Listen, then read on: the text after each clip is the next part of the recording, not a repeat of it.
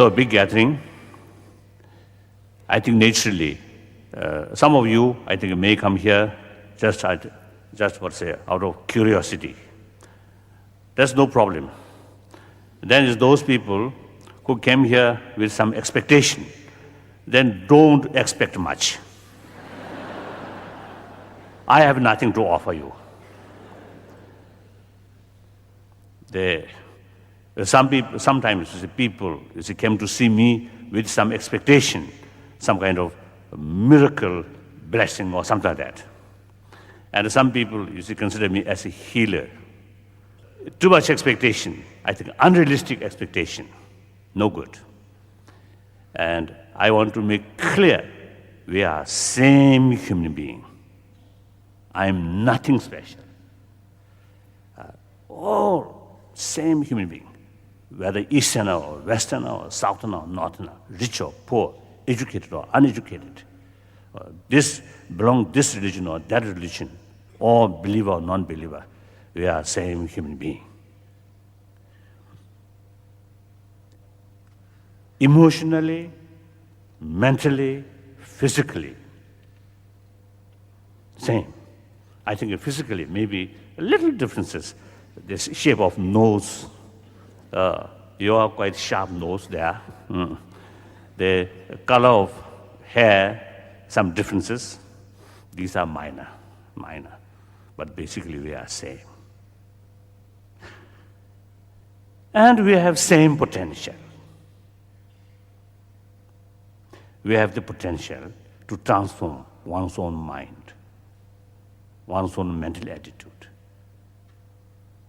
If someone today unhappy, always get angry, always get fear, or get some, jealousy, things like that, which eventually bring more unhappy. Then, because of the same potential, we can change that. Other hand, someone today happy, looks no worry. But because of some conditions, some causes, that also can turn a negative way. So we have basically the same potential. It's very important, to know everyone can transform, transform into better person, happier person. I think that's important, have the feeling or have the sort of recognition. The important thing is transformation or new sort of,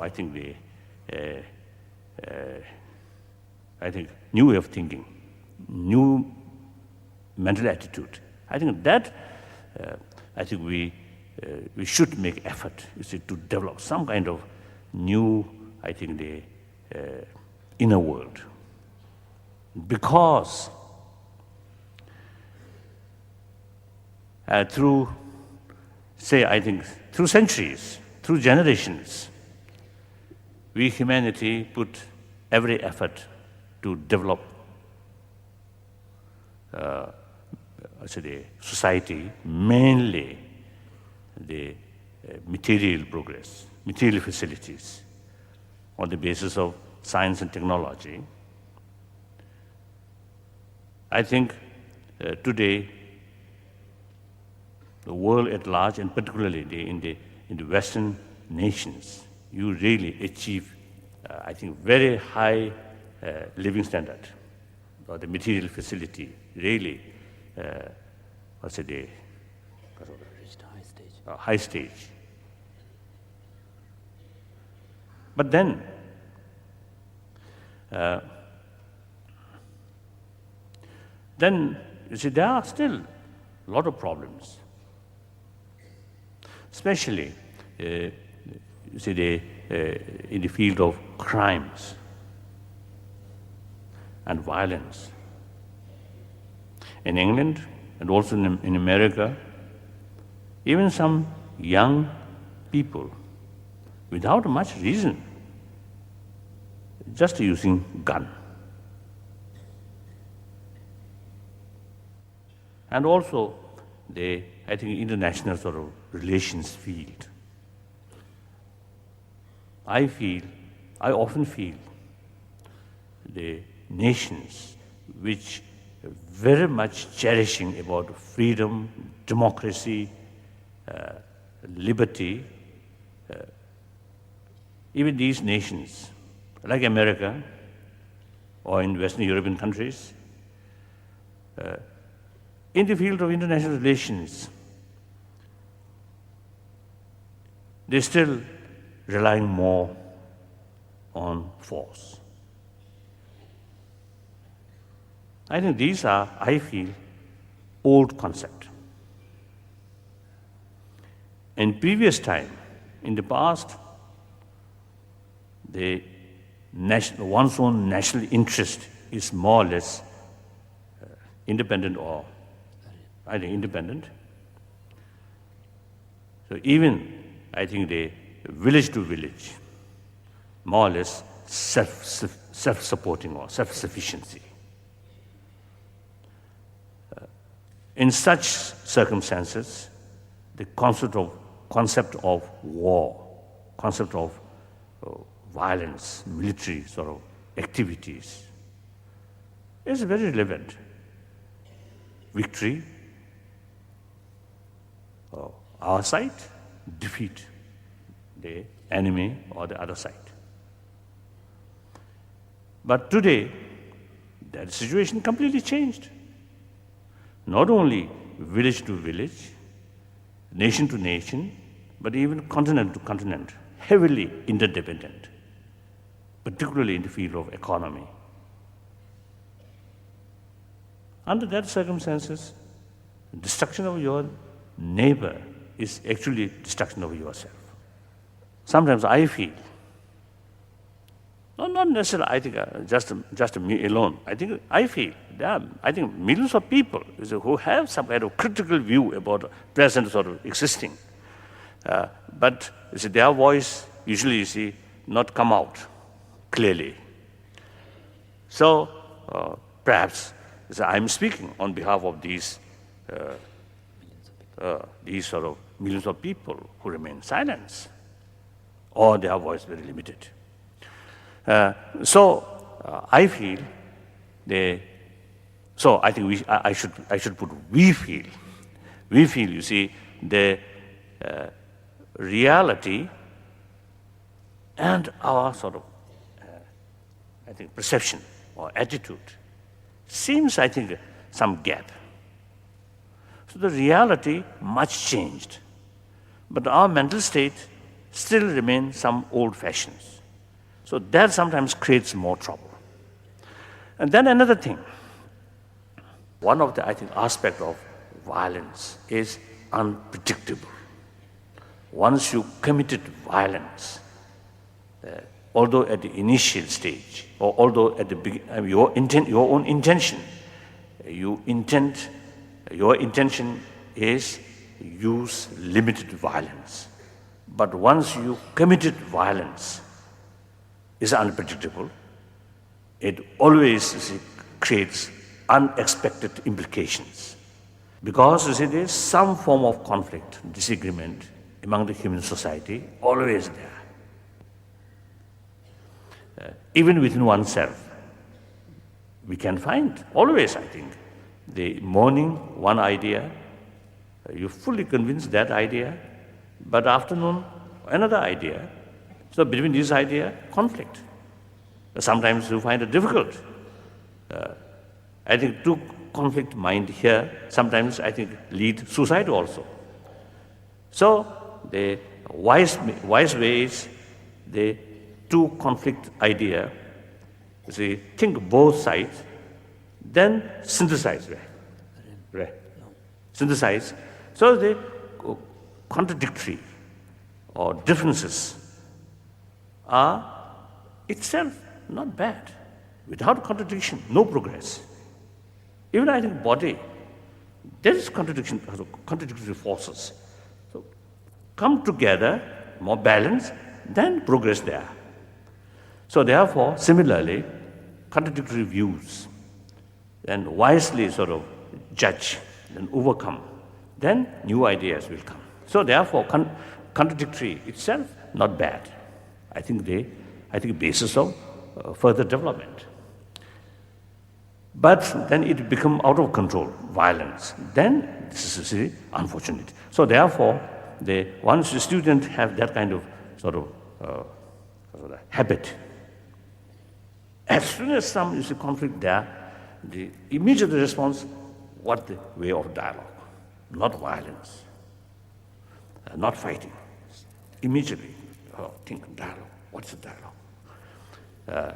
I'm telling some audience through such sort of training, there is possibility when a student return from school to home, if parent fighting, then student as their children may say, "Oh, this is wrong. My parent should find a dialogue." Then I think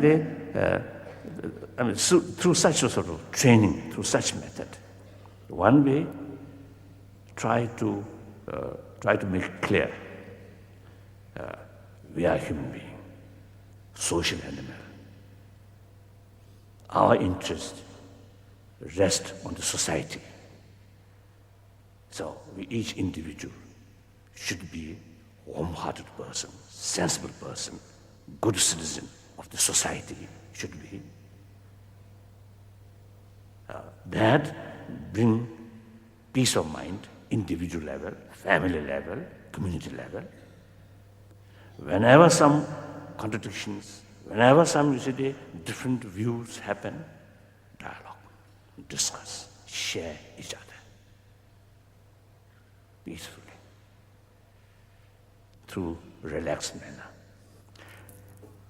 But so long we are human beings, so long we are part of the human society, without these human good qualities, then the person himself or herself cannot be a happy person.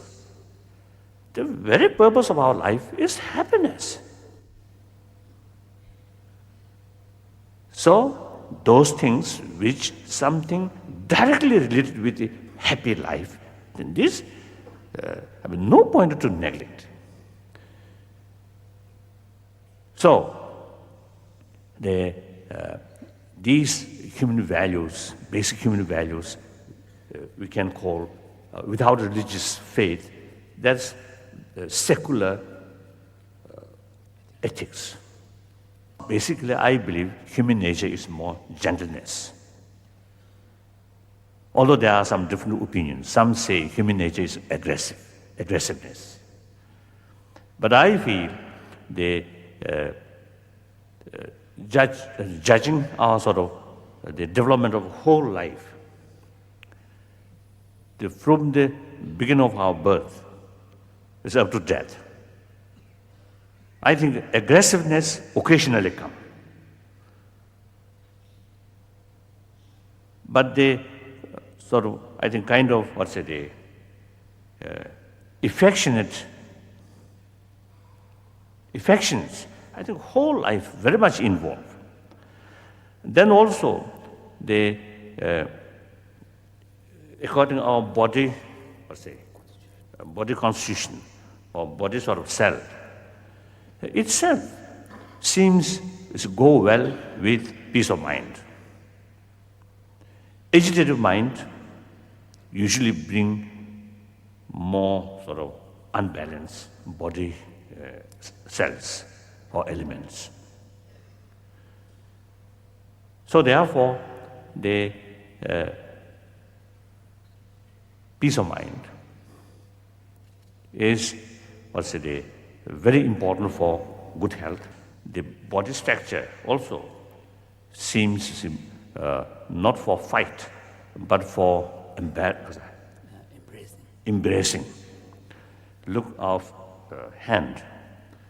If hand meant for hit, I think then like this hoof, right? Like hoof, I think enough, even more powerful to hit. Like boxer, they deliberately have to remain like that. So therefore, the basic human sort of, I think the physical structure, also I think more gentleness. Then more important, according medical science, after birth, next few weeks, according medical science, very, very crucial, important period. Because next few weeks, the brain enlarging very rapidly. During that period, the physical touch, whether mother or someone else's physical touch, is one of the most important factor for healthy development of the brain. So the physical response shows we need human affection. Then oneself also, more compassionate mind there, the peace of mind come. Because here, you see, a moment, think about others, our mind become wider, open. Then one's own problem then appears insignificant. Other hand, think just me. Then whole mental is focusing very narrow sort of circle. Even small problems, tiny problem, then appears very big problem. And also, when you think about others' welfare, share others' suffering, during that moment, you may have some kind of unhappy or disturbed your mind. But that essentially you voluntarily take. Whereas one's own problem, you say, happen, there's something involuntarily, you see, overwhelmed. So in deep insight, there is courage, self-confidence, inner strength, voluntarily take, you see, caring of others who are suffering or others sort of problem. So in deep insight, there is strength. So make big differences.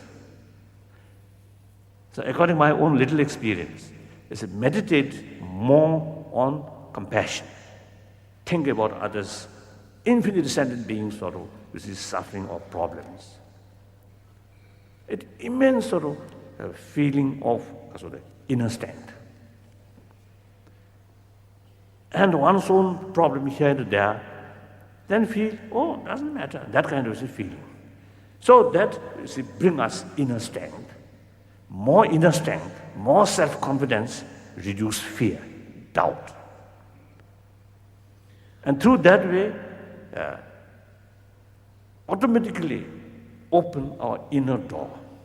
Through that way, we can communicate with human brothers, sisters everywhere, easily. Because your side open. The other's response also easily come accordingly. Other hand, fear, hatred, doubt, here, inner door closed. Then, to everyone, suspect. And the worst thing, your own experience, more suspicion, more doubt. So therefore, you also get the impression that other people also some kind of similar suspicion or the doubt. So result, more distance, mentally distance. So result, loneliness and more frustrations.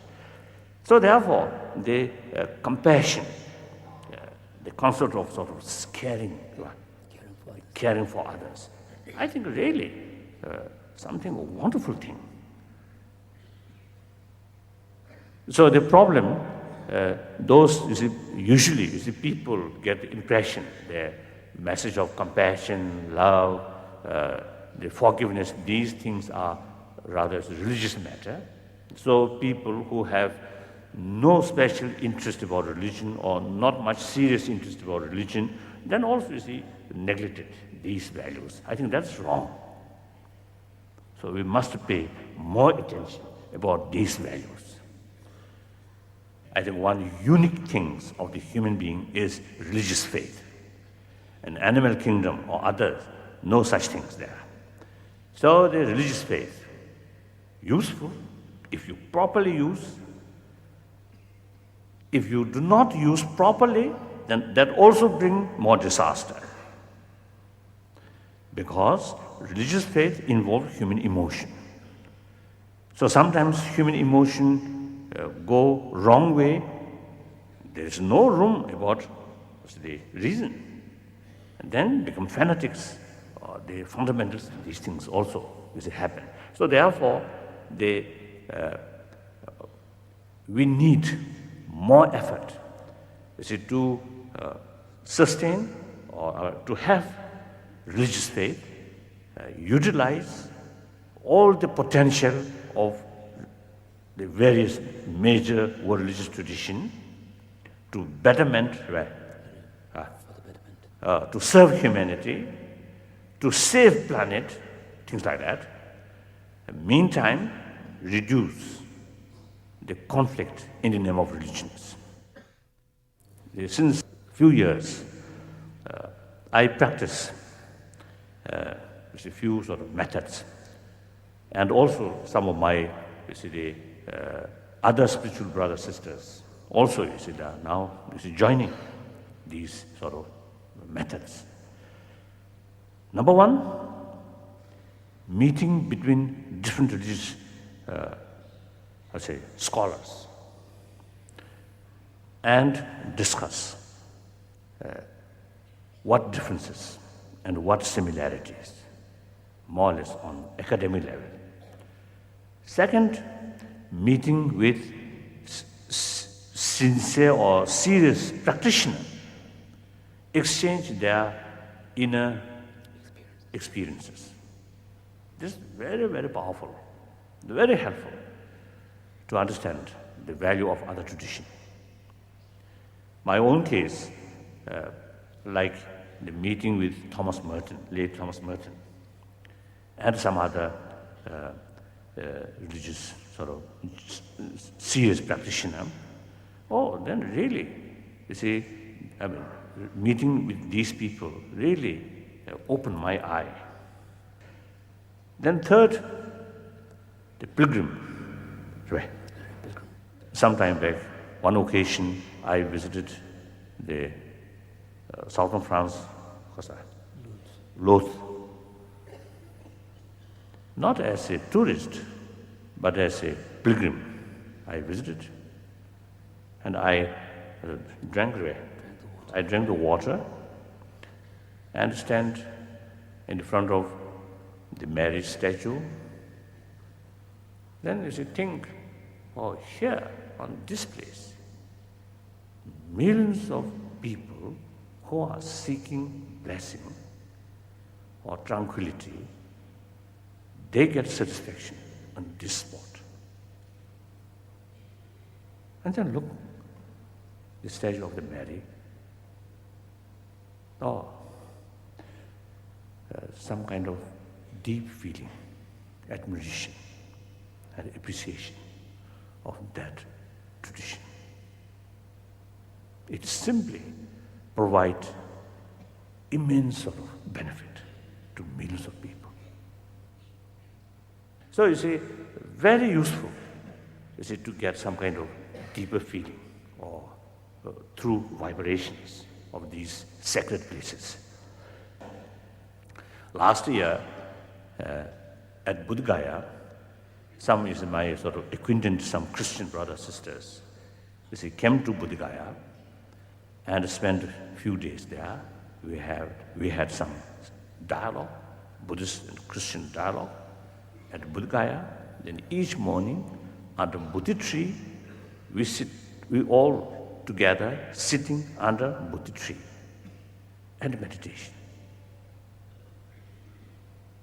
I think that is historic.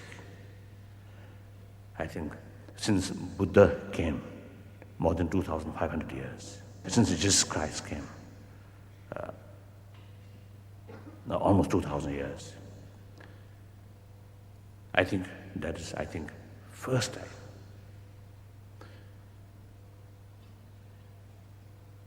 So these are, I think, useful method to develop mutual understanding, mutual respect. And the same message, peace, peace. I think that's very helpful. So that's the method, I think, regarding the development of religious harmony. Now with that, I think then another thing I want to share with you here. Perhaps some may not agree, but I don't care. I want to say that is when we talk about the promotion of the sense of caring of others, sense of sharing of others is a problem, and try to reduce hatred. The hatred, should not give any room for hatred. Individually, family, or society, or even, I think, humanity as a whole, I think we should not give any chance for hatred, because hatred is the real destroyer of our peace or our happiness. So that is something like inner disarmament. With inner disarmament and also awareness, now concept of war, concept of the military activities, destructions are outdated.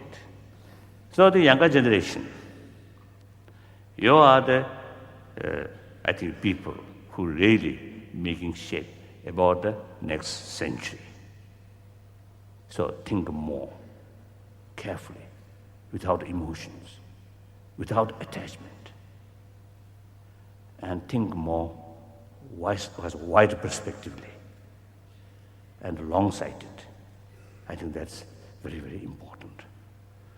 So that's about my talk. If you feel some sort of worthwhile, some point which you feel some interest, then think more and investigate. If you feel these points are not much sort of relevant and feel nonsense, then forget. Just you should put on this as a ebbard hole. Live in this hole. Just leave it in this hole, not necessary to carry out. So thank you very much. I'm very much impressed. There's such a big number of people. This is really sort of showing eagerness. Thank you very much.